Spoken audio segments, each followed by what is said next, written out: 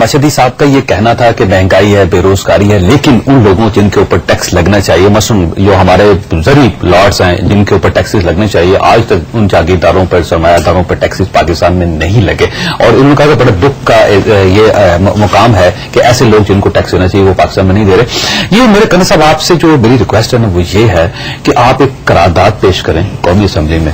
اس قرارداد میں ایم کے ایم یہ انیشیٹو لے کہ پاکستان کے ہر جاگیردار کے اوپر ٹیکس لگنا چاہیے. بڑا آسان سا کام ہے. اس سے یہ فرق ہو جائے گا کہ وہ لوگ جو غریب آدمی کے ساتھ ہیں وہ آپ کے ساتھ کھڑے ہوں گے اور آپ کی بلے بلے ہو جائے گی، اور جو آپ کے ساتھ نہیں ہوں گے وہ سارے دشمن ہوں گے. بالکل. اس سلسلے میں ہم نے پہلی اسٹیپ تو لے لی ہے. وہ لینڈ ریفارمز بل جو ہم نے کیا ہے 36 ایکڑ ٹیکسیشن پہ تو ایک امینڈمنٹ چاہیے، وہ انشاءاللہ ہم لے آئیں گے کہ صرف ہمیں ایک چھوٹی سی امینڈمنٹ لانی ہے کہ یہ وہ جو will not pay any tax on agricultural produce، صرف وہ ورڈز کو اگر ڈیلیٹ کیا جائے تو they will pay income tax just like they will become citizens of Pakistan instead of being first class citizens of Pakistan جو کہ آج کل ہیں بتیرے اور جو رولنگ ایلیٹ، تو وہ ہماری طرح غریب عوام کی طرح ایک لیول میں آ جائیں گے. ہم لوگوں کو تو تھرڈ کلاس سٹیزن بنائے ہوئے ہیں نا ان لوگوں نے، کیونکہ جب پاکستان بنا تو انہوں نے اپنی چھوٹا سا ٹولہ بنا لیا اور وہ 2% رولنگ ایلیٹ اپنا موجیں کر رہی ہے اور اپنے آپ کو پروٹیکٹ کر رہی ہے. دوسری ہمارے یہ اس کے بعد آپ ہر بار ساتھ بھی تو دیتے ہیں نا ان کا، یہ بھی تو دیکھیں نا. نہیں ساتھ دینا. دیکھیں بات یہ ہے کہ آپ انڈیویجولز اور سیاست اور سسٹم کو مکس اپ کر دیتے ہیں. آج آپ دیکھیں سسٹم کے آج آپ دیکھیں سسٹم کو سندھ میں ہم لوگ اللہ کے فضل و کرم سے شہروں سے واس میجورٹی کے ساتھ آئے ہوئے. سو دیر از رورل اینڈ اربن ڈیوائڈ.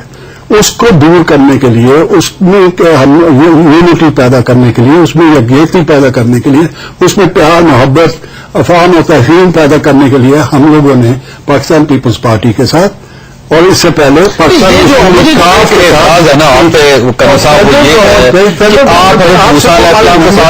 فرعون کے ساتھ بھی پہلے میرا یہی کام ہوتا تھا. 25 ووٹس آپ دیکھ لیں ہماری فیڈرل گورنمنٹ کے 25 ووٹس، اگر یہ 25 ووٹس نہیں ہوتے تو گورنمنٹ نہیں بیٹھتی. کیونکہ اچھا 25 ووٹس اگر ہم چلے جائیں تو سسٹم ول بریک ڈاؤن. اس لیے اپوزیشن کے پاس اتنے ووٹس نہیں ہے کہ وہ گورنمنٹ بنائے. جو عام آدمی کے اوپر ظلم کر رہے ہیں نہیں، ہم سپورٹ تو گورنمنٹ میں تو ہے، تو we are keeping the government system working. مگر آپ دیکھیں کہ وومنز بل سے لے کے آج تک جو بھی عوام کا مسئلہ ہوتا ہے، عوام کی کوئی پکار ہوتی ہے، عوام کے ساتھ کوئی پرابلم ہوتا ہے، عوام کو کوئی دکھ ہوتا ہے تو وہ ہم ضرور بولتے ہیں، کیونکہ ہم اپنی جو کہ مینڈیٹ ہمیں ملا ہوا ہے جو پبلک کو ریپرزینٹ ضرور کریں. وہ بھی آپ سے مطمئن نہیں ہے، ان کو بھی بڑا افسوس ہو رہا ہے کہ آپ ظلم کر رہے ہیں اس ملک پہ. دیکھیے ابھی انہوں نے خود اپنی بات کر دی. We respect our coalition partners because وہ جمہوریت کو وہ ایک تسلسل دے رہے ہیں، چلا رہے ہیں. ان کی اپنی پرسنل رائے ہو سکتی ہے، ان کی پارٹی کا کوئی منشور ہو سکتا ہے، لیکن Pakistan Peoples Party being the largest democratic party in this country, ابھی ادھر کہیں سے تو کینیا یا جاپان سے تو آئی نہیں ہے. It's right over here in this country, اور یہیں پر پھولی پڑی ہے اور ایک بہت بڑی ڈیموکریٹک فورس ہو گئی ہے گلگت بلتستان تک اور Azad Kashmir. I mean what it is in front of you. نہیں، ہم ٹیکس لگانے کی بات نہیں ہے جاوید صاحب. We have to face the realities. اگر یا تو ہم وہ صدر جنرل مشرف والا کام کریں اور مطلب سبسڈیز دے ہم آرٹیفیشل اور یہ آدمی کو فائدہ ہوتا ہے اس سے، عام آدمی کو فائدہ. ہمیں سوچنا پڑتا ہے کہ پاکستان کا مستقبل کیا ٹیکس نیٹ بڑھانے، فلیٹ ٹیکس لگانے. اگر ہم امیروں پر فلیٹ ٹیکس لگائے عوام کے لیے تو کیا یہ گناہ ہے؟ ابھی آپ کس ملک کا مجھے بالکل ہم دیٹ کہ ہم کہیں کوئی چوز اینڈ پک کر رہے ہیں. وی ول ڈیفینیٹلی ٹیکس، کیونکہ ادر بات آتی ہے IMF سے اگر پاکستان آج ابھی میں نے پچھلے پروگرام میں کہا کہ اگر ایسے کوئی فارمولا ہے تو ہمیں کوئی ادھار میں دے دے کہ 2-2.5 سال میں کیسے ہم ادھر کو شنگھائی یا جو ہے نا جاپان بنا لے.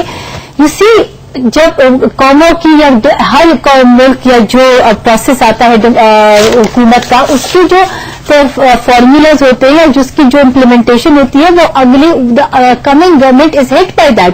یہ تو نہیں کہ ایک حکومت کچھ غلط کرتی ہے تو ادھر آپ جو ہے نا آپ کے 50 ڈیم بنے ہوں گے جب انہوں نے 1 میگا واٹ اس طرح مشرف مشرف کی طرف نہیں جاتے، لیکن ہم بار بار یہ تو آپ سمجھتے ہیں نا زراعت پہ آپ کی انسٹیٹیوشن کمزور ہو جاتی ہے. جاگیرداروں پہ ٹیکس لگنا چاہیے. What do you all mean by saying کہ ڈکٹیٹرشپ کی دور میں اس کو آپ نے دوبارہ ریوائو کرنا ہے. آپ آئی ایم ایف کے پاس بھی جائیں گے، کیوں آج آپ کے ملک میں وہ پیسہ نہیں ہے؟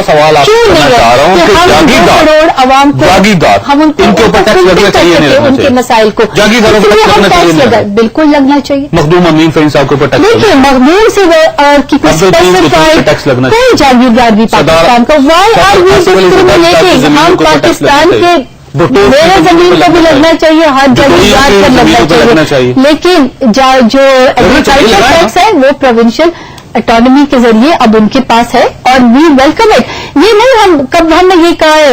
بھٹو صاحب کی کیا فلاسفی تھی؟ وہ خود ایک جاگیردار تھے کہ آئین میں یہ ہے کہ ٹیکسز نہیں لگیں گے. کیوں جی ایسا ہی ہے نا سارے ابھی ہم یہ سمجھتے ہیں کہ اگر ہم پاکستان کو پروگرس کریں تو ہم ساری چیزوں پہ ٹیکس. آج جی ایس ٹی کی بات ہے، فلیٹ ٹیکس کی بات ہے، اس کے بعد آگے بھی ٹیکسیشن لگائیں گے. بالکل ہم لگائیں گے اور ہم یہ پاکستان کی فیوچر اور اس کی بھلائی کے لیے ہم ادھر اس ملک کے ساتھ کوئی آرٹیفیشل. آپ کی جو فیملی ہے نا وہ اس کا تعلق کیونکہ انڈسٹریلسٹ فیملی کے ساتھ ہے. آپ کے میاں برادران کی فیکٹریاں بھی ہیں، کاروبار بھی کرتے ہیں. یہ جو جی ایس ٹی ہے ظاہر ہے ڈائریکٹ افیکٹ کرے گا انڈسٹری کو. تو آپ یہ محسوس کر رہے ہیں کیونکہ انڈسٹریلسٹ ہونے کی وجہ سے کہ اس سے انڈسٹری کو کتنا نقصان ہوگا؟ جی میں یہ سمجھتا ہوں انڈسٹری پہ جو ٹیکس لگے گا وہ انڈسٹری کو نقصان نہیں ہوگا. انڈسٹری جو کچھ بنائے گی وہ عوام میں آئے گی. عوام جو چیز پہلے 5 روپے کی لے رہی تھی وہ 7 روپے کا لینا شروع ہوا. وہ ٹیکس بھی کسی نہ کسی طرح آ جائے گا. عام آدمی پیچھے جہاں جو ٹاپک آپ نے شروع کیا ہوا تھا، یہ میری بہن اور میں ایک ہی صوبے کے رہنے والے ہیں. میں ان کو یہ کہتا ہوں آپ دور نہ جائیں. یہ کہہ رہی ہیں نا کہ 2.5 سال میں ہمیں بتائیں. آپ خان عبدالقیوم خان جو کہ قائد اعظم کے ساتھی تھے، مسلم لیگ نے جب حکومت بنائی تو انہوں نے اس نظام کو صوبہ سرحد کے اندر لاگو کیا. انہوں نے نہ صرف ایگریکلچر ٹیکس وصول کیا بلکہ جس کے پاس جاگیر تھی اس کو اس کے مزاروں میں تقسیم کر دیا تھا. اب ایک جاگیردار جس کا 100 مربع ہے، اگر اس کے پاس 10 رہنے دیے جائیں، 90 لوگوں کو دیے جائیں، پروڈکشن بڑھ جائے گی، 90 خاندان بڑھ جائیں گے. ہم ٹیکس کی تو بات کر رہے ہیں، کتنا ٹیکس ان سے لے لیں گے؟ ہمیں چاہیے منصفانہ تقسیم کر دیں اس جائیداد کی. یہ اللہ کی دی ہوئی جائیداد ہے اور ان کو آپ جو ہے جس کی 100 مربع میں سے آپ 50 لے رہے ہیں، کہیں نہ کہیں اور طریقے سے اکوموڈیٹ کریں.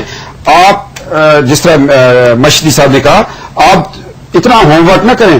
صرف خان عبدالقیوم خان کا وہ 5 سال کا جو ٹائم تھا اس کو لے آئیں کہ سندھ میں اور لگا دیں. لوگ آپ کو خان قیوم کی طرح یاد کریں گے. پروگرام وقت ختم ہو گیا. میں ممنون ہوں آسما ارباب عالمگیر صاحبہ کا، سینیٹر کرنل طاہر حسین مشدی صاحب کا، کیپٹن صدر صاحب کا. اور صاحب جہاں تک ریفارمڈ جی ایس ٹی اور فلڈ ٹیکس کا ایشو ہے، میرا خیال یہ ہے کہ ایم کیو ایم نے، جیسے کہ کرنل مشدی صاحب نے یہاں فرمایا کہ ایم کیو ایم اس کی سپورٹ نہیں کرے گی. اور انہوں نے یہ بھی کہا کہ ہمیں اگر سڑکوں پہ آنا پڑے، پارلیمنٹ کے اندر آواز بلند کرنا پڑے، اور یہ بھی انہوں نے کہا کہ اگر حکومت کو چھوڑنا پڑے تب بھی ہمارے لیے ایکسیپٹیبل نہیں ہوگا. اور ساتھ ہی کیپٹن صاحب کا بھی یہ کہنا ہے کہ پاکستان مسلم لیگ نون بھی اس کو سپورٹ نہیں کرے گی. اب ظاہر ہے کیبنٹ نے اس کو اپروو کر دیا ہے. کیبنٹ کے بعد یہ پارلیمنٹ میں جائے گا. پارلیمنٹ میں جب جائے گا تو اس کا کیا مستقبل ہوگا، یہ ایک بہت بڑا سوالیہ نشان ہے. اور اگر فرض کرے کہ حکومت اس کو وہاں سے اس کو پاس نہیں کروا پاتی تو بذات خود ایک بہت بڑا ڈیزاسٹر ہوگا. اللہ تعالیٰ آپ اور آپ کے اہل خانہ کو ہر قسم کی مصیبت سے محفوظ رکھے. اللہ حافظ.